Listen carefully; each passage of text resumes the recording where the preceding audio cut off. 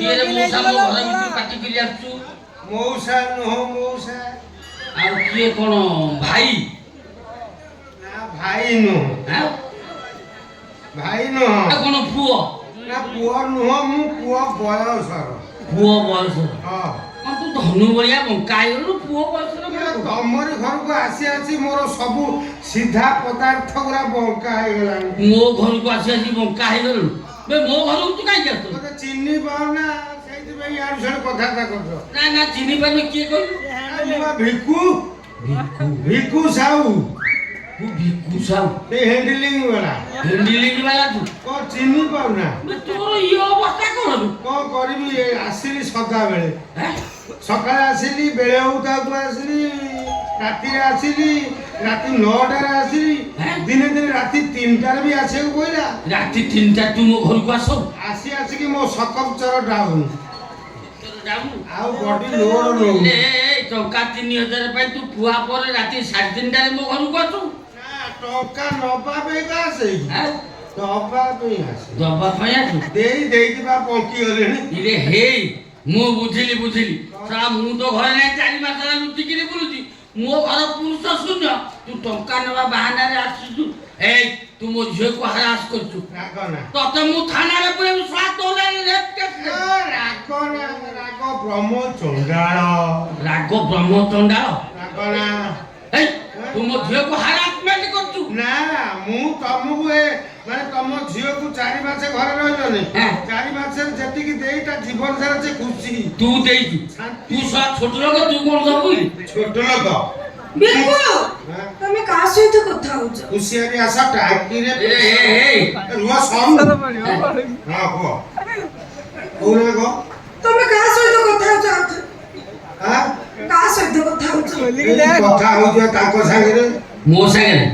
ତୁ ଛୋଟ ଲୋକ ଇଏ ଟଙ୍କା 3000 ପାଇଁ ତୁ ଏଇ ଅବସ୍ଥା ତୋ ସ୍ତ୍ରୀ କି ସାଙ୍ଗରେ ଆଣିକି ଆସିଛୁ? ନା ସେ ଟାଙ୍କି ମୋର, ତା ଟାଙ୍କି ଭିତରେ ଦରବିୟ ମୋର, କିନ୍ତୁ ମୋ ସ୍ତ୍ରୀ ନୁହଁ। ତୋ ସ୍ତ୍ରୀ ନୁହଁ? ତା କଅଁଳିଆ କଣ୍ଠ ମୁଁ ଜାଣିପାରୁନି। କଅଁଳିଆ କଣ୍ଠ କଣ? ବିକୁ ଠିକ କହିଛନ୍ତି, ଆମର ବାହାଘର ହେଇନି ବାପା। ବାପା? ତମେ କଣ ତମ ଝିଅକୁ ଚିହ୍ନି ପାରୁନ? ତୋର ଏ କି ଅବସ୍ଥା? ଅରିଜିନାଲ ନା ଡୁପ୍ଲିକେଟ? ଆଉ ମୋ ମଞ୍ଜି ଡୁପ୍ଲିକେଟ ନୁହଁ, ଫଳ ଡୁପ୍ଲିକେଟ ହେଇଯିବ। ତମେ ତ 5-6 ମାସ ହେଲା ଘରକୁ ଆସୁନ। ହଠାତ୍ ଦିନେ ରାତିରେ ଲାଇନ ପଳେଇଲା, ମତେ ଭାରି ଡର ମାଇଲା। ମୁଁ କଣ ଭାବିଲି ହଁ ବିକୁ ଭାଇକି ଫୋନ କରିଦେଲି। ସେଇଠୁ ବିକୁ ଭାଇ ମତେ ଫୋନ କରି ଡାକିଲେ, ମୁଁ ଆସିଲି, ମୋ ସାଥିରେ ଛୋଟ ଡିଜିଟା ଆଣିଦେଲି। ହେଲେ ହ୍ୟାଣ୍ଡେଲଟାକୁ ଛାଡି ଆସିଥିଲେ। ବଲ କେମିତି ଚଳିଲା ବା? କେମିତି ହେଲା? ଆଉ 5 ମିନିଟ ଅଟୋ ହେଇଥାନ୍ତା। ଆଉ ହାଇ ଭୋଲ୍ଟେଜ ଚଳିଲା କେମିତି? ଆରେ ଚଳିଲା ବା। କୁହ ପୁରା ଷ୍ଟୋରିଟା ଶୁଣି ସାର। ବିକୁ କୁହ। କଥା କଣ, ତମର 4 ମାସ ସିଆଡେ ରହିଲ, ବୁଲିଲ, ଘରକୁ ଆସିଲେ ତିଳ କାଟିଆ ଘର ଥିଲା, ଦିନେ କରେଣ୍ଟ ପଳେଇଲା। ମୁଁ ତ ହ୍ୟାଣ୍ଡଲିଂ ବାଲା, ମତେ ଫୋନ କରି ଡାକିଲେ, କହିଲେ ତମେ ଟିକେ ଜଲ୍ଦି ଆସିବ। ମୁଁ କହିଲି ମୋର କାମ ଅଛି, ଇଆଡେ କାମ ଅଛି, କାରଣ ଜଲ୍ଦି ଆସ, ଅନ୍ଧାର ହେଇଛି, ମତେ ଡର ମାରୁଛି। ମୁଁ ବାଧ୍ୟ ଆସିଲି, ହେଲେ ହ୍ୟାଣ୍ଡଲଟା ଆଣିନଥିଲି। ଇଞ୍ଜିନ ଷ୍ଟାର୍ଟ ହେଲାନି, କିନ୍ତୁ ବଲ ଚଳିଲା କେମିତି? ଚଳିଲା ମୁଁ ସେ ସବୁ କଥା କହିବେ, ସବୁ କଥା ମନେ ରଖ। ଆସିଲେ ମୁଁ କହିଲି ହଉ ମୁଁ ଯାଉଛି। କହିଲା ତମେ ଆଉ ଯାଅ, ଏତେ ରାତିରେ ତମେ ଆଜି ରହିଯା, ଭୋର ଉଠିକି ପଳେଇବ। ବାଧ୍ୟ ହେଇକି ମୁଁ ବାରଣ୍ଡାରେ ଶୋଇଲି, ସିଏ ଘରେ ଶୋଇଲି। ତୁ ବାରଣ୍ଡାରେ ଶୋଇଛୁ, ଘର ଭିତରେ? ମୁଁ 5 ମିନିଟ ଶୋଇଛି, ମୋ କାନ ପାଖରେ କିଏ ଜଣେ ଆସି କହିଲା, ଭିକୁ ଭାଇ ଉଠ, ଷ୍ଟାର୍ଟ କର। ହଠାତ୍ ବିକୁ ଭାଇ ଉଠି କହିଲେ ମୁଁ ହ୍ୟାଣ୍ଡେଲ ଆଣିନି। ତାପରେ ମୁଁ ପୁଣି ଶୋଇପଡି, ପୁଣି କହିଲା ଉଠ, ଷ୍ଟାର୍ଟ କର। ପୁଣି ସେ ବିକୁ ଭାଇ ଏକା କଥା କହିଲେ, ମୁଁ ହ୍ୟାଣ୍ଡେଲ ଆଣିନି। ଏଇ ଶଳା, ତୁ ମୋ ଝିଅ ମେସିନ ପଡି ଯାଇଛୁ? ନା କାର୍ବୁନ ହେଇଯାଇଛି। ବ୍ୟସ୍ତ ନା ପୋଡା ମୋବିଲି ଛାଟିକି ସଫା କରିଦେବି। ନା ମୁଁ ମୋ ସ୍ୱାମୀର ସନ୍ତାନକୁ ନଷ୍ଟ ହେବାକୁ ଜମାରୁ ଦେବିନି। କର୍ଣ୍ଣମୂଳ ଏକାଡେମୀ ଗୋଟେ ଯାଇଛୁ, ତ ଭୋଗଟେ ଲାଜ ଲାଗୁନି? କାହିଁକି? ଇଏ ବାହାଘର ତୋ ସ୍ୱାମୀ କରୁଛି? ବାପା ମୁଁ ଗୋଟେ ବାହାଘର କଥା କହୁଛି, ହେଲେ ସେ ରାଜି ହଉନାହାନ୍ତି। ସେ କହୁଛନ୍ତି ବାପାକୁ କହ 3 ଲକ୍ଷ ଟଙ୍କା ଦବ, ତାପରେ ମୁଁ ତତେ ବାହା ହେବି। ମୁଣ୍ଡ ଖରାପ ଯେ ସାରା ଗୁଡୁ ଘୁମକୁ ଦେବି ମୁଁ 3 ଲକ୍ଷ ଟଙ୍କା? ତମେ ମତେ ଟଙ୍କା ଦବନି? ରଖ ଗାଈ ବାଛୁରୀ, ଖୁଣ୍ଟ, ପଘା, ଗୋବର, କାଠ, ପିଡ଼ିଆ ସବୁ ରକମ ଥାଏ ଏଇ ଆଉ କଣ ତମେ ମତେ ଏ ଅବସ୍ଥାରେ ଛାଡ଼ିକି ଚାଲି ଯାଉନି। ତମେ ମତେ ଛାଡ଼ିକି ଚାଲିଗଲେ କିଏ ମତେ ସାହା ଭରସା ହବ? ସେ କଥା ତ ବାପା ବୁଝିବ।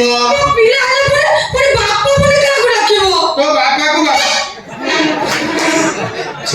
ଚড়କ ପଡୁଛି ତୋ ବାପା ସେ କଥା ବୁଝିବ। ଆମ ମଧ୍ୟରେ ସିନ୍ଦୁର ପୁଣି କିଏ ଦବ? ତୋ ବାପା ସେ କଥା ବୁଝିବ। ସବୁ ତ ବାପା ବୁଝିବ। ବାପା କଣ କହିଥିଲା ମୋ ଅନ୍ଧାର ଘରରେ ବଲ ଜାଣିବ? କହିଥିଲା ବାପା? ମୁଁ ଯୋଉ ସବୁ ପ୍ରକାର ଜିନିଷ ଦରକାର ଭଗବାନ ତ ସେ ସବୁ ପ୍ରକାର ଜିନିଷ ତମକୁ ଦେଇଛନ୍ତି। ଆମେ କେମିତି ବୁଝେଇବୁ? ମୋର କାହିଁ ସନ୍ଦେହ ଅଛି ତାହେଲେ ତୁ କହୁଛୁ ଛୁଆ କିଆଟା ମୋ ପାଖରେ ଅଛି। ପିଲାର ମା ଏଠି ଆମର ତ ସମସ୍ତ ସରଞ୍ଜାମ ଅବସ୍ଥିତ। ଆରେ ମଥାରେ ସିନ୍ଦୁର ନାହିଁ, ହାତରେ ଶଙ୍ଖ ନାହିଁ, ମଙ୍ଗଳସୂତ୍ର ବି ନାହିଁ। କିଛି ନାହିଁ। ଆଜିକାଲି ବିବାହିତ ମହିଳା ମାନଙ୍କ ଅପେକ୍ଷା ଅଭିଆଣୀ ଝିଅ ମାନଙ୍କର ବେଶୀ। ଲକ୍ଷ୍ୟ କରୁ ବାହାହେଇ ସାରିଲା ପରେ ଯୋଉ ଝିଅଟି ଲଗାତାର 5-6 ବର୍ଷ ଗାଇନିକ୍ ଡାକ୍ତର ପାଖକୁ ଦଉଛୁ ତୁ ସେଇଠୁ 100% କ୍ଲିୟର ହେଇଯିବୁ ସେ ଝିଅଟି ଅଭିଆଣୀ ବେଳେ କୁନ୍ତି ଥଳି ତ କୋଣା କରିଦେଇଛନ୍ତି ସେଇଗୁଡ଼ା ରହିବ କୋଉଠି? ରହିଲା ତମ ଛୁଆ। ମୁଁ ଚାଲିଲି। କୁଆଡେ ଯାଉଛନ୍ତି? ମୋର କାମ ଅଛି।